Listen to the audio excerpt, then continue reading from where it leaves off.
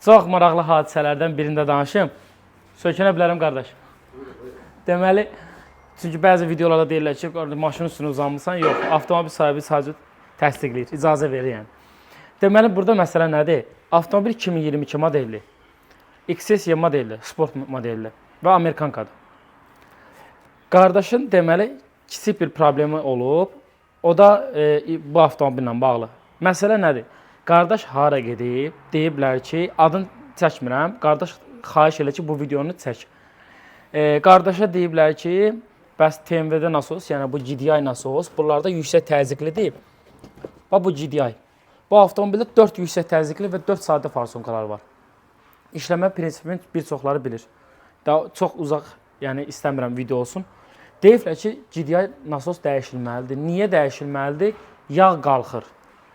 Avtomobil sahibi gəldi burada, oturduq, belə çaydan, sudan içdik, gözlədik, maşın tam soyudu, isti motorda, soyuq motorda, bütün hər bir şeyin yoxladım. PVC dəyərlərin hər bir şeyini elektron formada da yoxladım. Membranına kimi yoxlamışam, avtomobildə heç bir problem yoxdur. Ən azından bu GDI-də problem olanda, yüksək təzyiqli yanacaq nasosunda problem olanda benzin yağa qarışır və karterdə yağın səviyyəsi artır. O da benzin qarışmasına qədərdir. Bunu açıb belə iylədiyin zaman 10% belə olsun, burada benzin iyi gəlməlidir. Əgər TMV-də nasos, yəni GDI nasosda problem varsa. Avtomobilin heç bir problemi yoxdur. Nə GDI nasosda problem var, nə evapda problem var, nə... Yəni, avtomobilin ümumiyyətcə, mexanik olaraq, elektron olaraq avtomobildə heç bir xəta yoxdur. Diaqnostikaya qoşuruq, yəni ən azından bir radar da olsun bir xəta verməlidir. Avtomobildə radara aid belə bir xəta yoxdur. Avtomobil tam ideal vəziyyətdədir. Və nömrəsi düşür də tam. Bu avtomobil sahibinə, bax bu gördüyünüz nömrəyə, bax bu avtomobilə mən rahatlıqla deyə bilərəm ki, qardaş, bu problemi görə ümumiyyətcə bu avtomobildə problem ola bilməz. Bu avtomobili, qardaş, 200 min, 300 min rahatlıqla sürə bilərsən, bu avtomobildə niyə problem ola bilməz? Çünki avtomobil sahibi benzini də keyfiyyətli vurur. Və bir dənə xahiş edirəm, zoom elə buranı. 0,20 indeksli Redline yağından istifadə edir.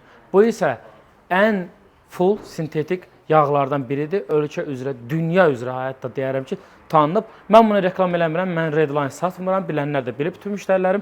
Sadəcə olaraq avtomobil sahibi əyləc mayesindən tutmuş məhərik yağına qədər hansını qulluq eləmək lazımdır, hansı yağ tökmək lazımdır, çox da gözəl bilir.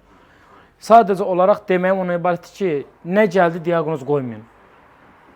O qardaşa hansı bir ustamı, hansı bir peşəkar ustamı deyək ki, diaqnoz qoyub ki, GDI dəyişilməlidir, okey.